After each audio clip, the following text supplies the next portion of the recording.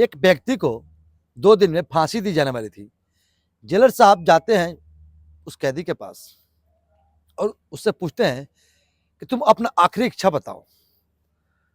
फिर वो कैदी बोलता है, जेलर साहब मेरी आखिरी इच्छा यही है कि मुझे फांसी देने से पहले मेरे बीवी के साथ एक रात बिताने का मौका दिया जाए, एक साथ रहने का मौका दिया जाए।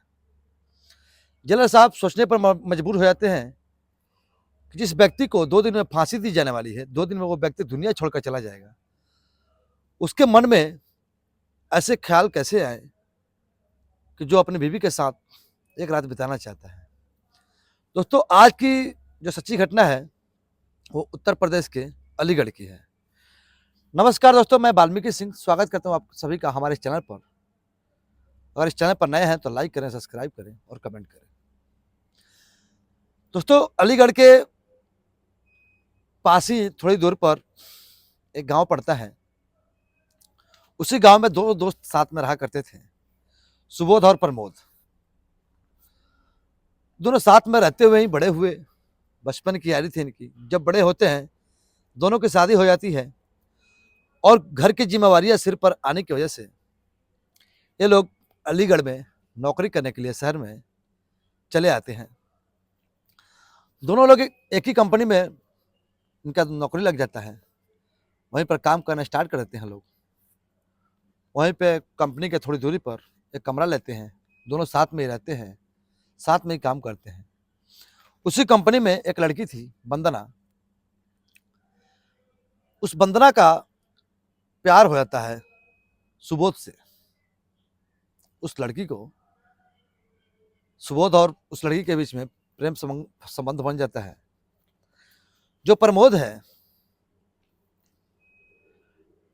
ये प्रमोद अपने दोस्त से बोलता है, सुबोध से, कि तुम उस लड़की को मेरे साथ शेयर करो जो तुम्हारी गर्लफ्रेंड है। फिर सुबोध मना कर देता है कि नहीं, हमारी दोस्ती बहुत मजबूत है, बहुत अच्छी है, मगर इस दोस्ती में मैं अपना गर्लफ्रेंड तुम्हारे साथ नहीं शेयर करना चाहता, नहीं कर सकता। तभी प्रमोद बहुत गुस्सा हो जाता है मन ही मन। सुबोध को तो कुछ बोलता नहीं क्योंकि इनकी गहरी दोस्ती थी। इस प्रमोद को अंदर बहुत जलन होने लगती है सुबोध के प्रति। एक दिन सुबोध ने अपनी गर्लफ्रेंड वंदना को बोलता है कि आप हमारे कमरे पर आओ, साथ में खाएंगे, उसके बाद तुम चली जाना अपने घर। दोस्त बन गए थे। वंदना को भी कोई संकोच नहीं था उसके कमरे पर आने में। वो इनके कमरे पर आती है और सुबोध कमरे पर नहीं था, प्रमोद होता है। प्रमोद उससे अपनी दोस्ती बनाने की कोशिश करता है, उनको बताता है कि तुम मेरे साथ फ्रेंडशिप कर लो, मेरी गर्लफ्रेंड बन जाओ। वंदना मना कर देती है। इसी गुस्से में आकर प्रमोद वंदना का गला दबाकर मार देता है। मारने के बाद सुबोध के बेड पर सुला देता है और वहां से भाग जाता है। सुबोध जब आता है कमरे पर, तब तक अगल बगल के किसी लोगों ने बता दिया था कि हाँ, यहाँ पर एक लड़की का डेथ हो गया है। तो पुलिस सुबोध को पकड़ लेती है। सुबोध को पकड़कर पुलिस कोर्ट में पेश कर देती है और वहां पर किसी और की आवागमन नहीं था, सुबोध भाग चुका था। मौके पर यहीं पकड़ा गया था सुबोध। कोर्ट में पेश कर दिया जाता है इसको और जज साहब इसको फांसी की सजा सुनाते हैं उस लड़की के मौत के वजह से। तभी सुबोध के 2 दिन में फांसी होने वाली थी। फिर जेलर साहब इसके पास आते हैं और बोलते हैं कि तुम्हारी आखिरी इच्छा क्या है।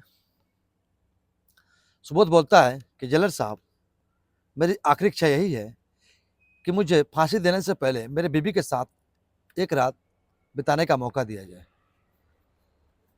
जज साहब इसकी बातों पर सोच विचार करते हैं और एक कमरा तैयार करवाते हैं उसी जेल में ही सेल से बाहर निकाल कर और इसकी बीवी को खबर दिलवाते हैं सुबोध की कि तुम्हारा पति एक रात तुम्हारे साथ बिताना चाहता है, तुम तैयार हो। फिर बीवी तैयार हो जाती है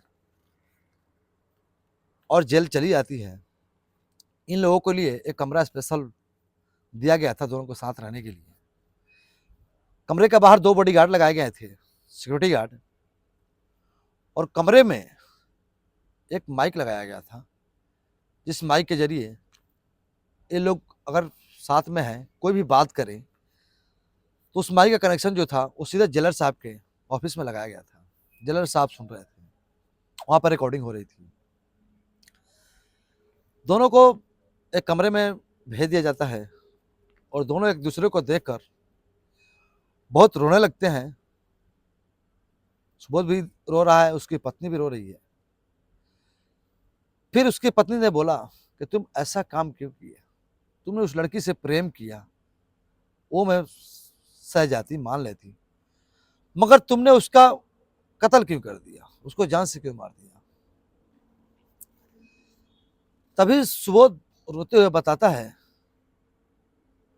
कि मैंने वंदना को नहीं मारा था। हमारे कमरे पर वंदना आने वाली थी खाना खाने के लिए, हम लोगों ने इनवाइट किया था उसको। मैं मार्केट गया था सब्जी लेने। ये जेलर साहब सारी बातें सुन रहे हैं। मैं मार्केट गया था सब्जी लेने। जब सब्जी लेकर आया तो मैं देखा कि वंदना मेरे बेड पर मरी पड़ी है, मृत अवस्था में पड़ी है। तभी पुलिस आती है, मेरे को उठाकर ले जाती है और मेरे पास कोई सबूत ना होने की वजह से कि मैं कैसे साबित करूं कि मैं गुनहगार नहीं हूं, कोर्ट ने मुझे फांसी की सजा सुना दी।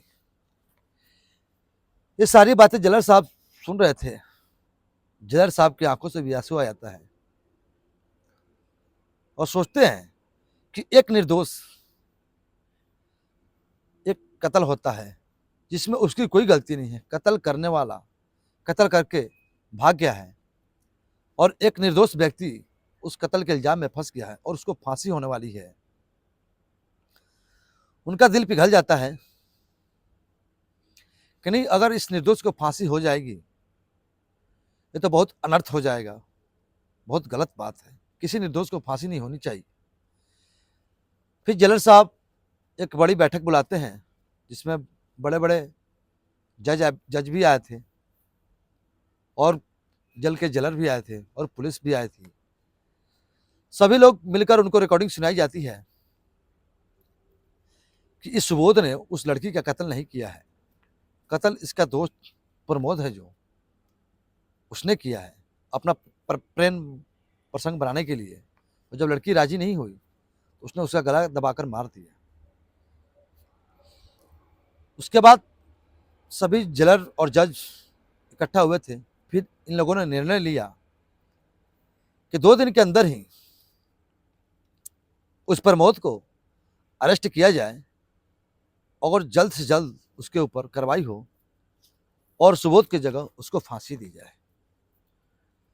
फिर अलीगढ़ की पुलिस प्रमोद को पकड़ती है और सुबोध की जगह प्रमोद को जेल डाला जाता है। सुबोध को रिहा कर दिया जाता है। सुबोध अपने घर जाता है, प्रमोद को फांसी होती है।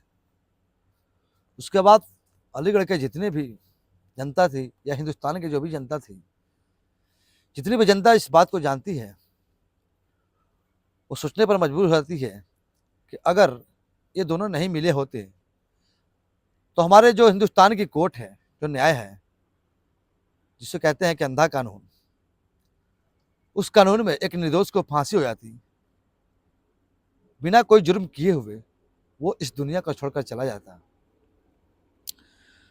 दोस्तों, आज ये थी कहानी एक फांसी पर चढ़ने वाले व्यक्ति की। आज इसी कहानी के साथ विदा लेना चाहूंगा आपसे। नमस्कार।